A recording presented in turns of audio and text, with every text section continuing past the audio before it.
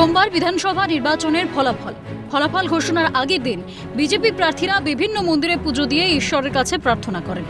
সিউড়ি বিধানসভা কেন্দ্রের বিজেপি প্রার্থী জগন্নাথ চট্টোপাধ্যায় রবিবার বিভিন্ন মন্দিরে পুজো দেন। ফুল ফল নানান রকম মিষ্টান্ন সহযোগে তিনি কালী মন্দিরে পৌঁছে মায়ের গলায় মালা পরিয়ে আশীর্বাদ প্রার্থনা করেন। সকাল থেকে আমরা সিউড়ি বিধানসভার অন্তর্গত বিভিন্ন যে পীঠস্থানগুলি আছে, জয়পুর গাংমুড়িতে রাজনগরের মা ভদ্রকালী, ভবানীপুরের মা ভবানী, বক্রেশ্বর ধাম এবং এখানে পরিদ্ধার বড়মূলর মা, তার কাছে প্রার্থনা করলাম।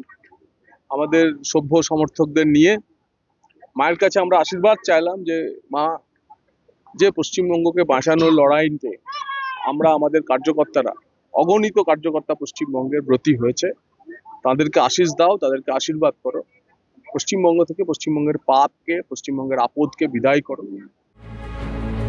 জয়ের ব্যাপারে তিনি বিশেষ আশাবাদী। সোমবার যদিও 293টি আসনের ফলাফল জানা যাবে, তবে 294টি বিধানসভা আসনের বিজেপি প্রার্থীরাই জয়ের অপেক্ষায় রয়েছেন, এমনটাই বক্তব্য জগন্নাথ চট্টোপাধ্যায়ের।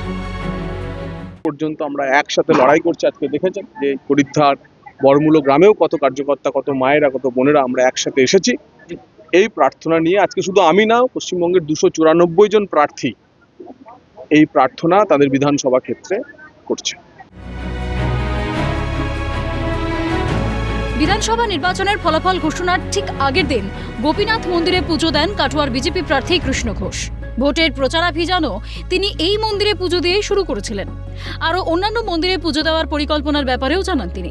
জয়ের ব্যাপারে 100% আশাবাদী কাটোয়ার বিজেপি প্রার্থী। যে গ্রাম অগ্রদ্বীপ গোপীনাথের যে ধাম, সেখানে আমরা পুজো দিলাম সমস্ত কার্যকর্তাকে নিয়ে। তার আমার পরিবারের লোকজন এখানে আছেন, মা আছে, কাকা সবাই আছে, আর সমস্ত কার্যকর্তা যারা দীর্ঘদিন ধরে বিজেপি করছে তারাও।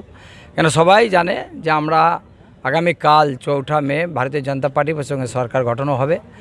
সেই উদ্দেশ্যেই যেহেতু প্রচার শুরু করেছিলাম পুজো দিয়ে, আজকে আমরা শেষ দিন। আগামী রাত পহলে যেহেতু আমরা গণনা কেন্দ্রে যাব, তাই আজ পুজো দিয়ে দিলাম গোপীনাথের কাছে। এরপরে আমরা আরও 5 জায়গা চলবে, জগন্নাথপুর, ডাইহাট, কাটোয়া, বিভিন্ন জায়গায় পুজো দেবো। তাছাড়াও আমাদের যে মহিলা টিম আছে তাদের নিয়ে স্ট্রং রুম পাহারার একটা কার্যক্রম আছে। আর যারা আজকে পশ্চিমবঙ্গে পরিবর্তন চাইছেন যে জনগণ, সেই জনগণকে আমরা ভারতীয় জনতা পার্টি তথা আমি কাটোয়া কেন্দ্রে বিজেপি প্রার্থী হিসাবে সমস্ত জনগণকে আমি ধন্যবাদ জানাই। নিরাপত্তার চাদরে মুড়ে ফেলা হয়েছে গণনা কেন্দ্রগুলি।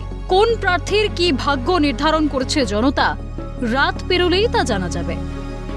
ভোলানাথ চক্রবর্তী ও অরূপ সেনগুপ্তের রিপোর্ট, ক্যালকাটা নিউজ।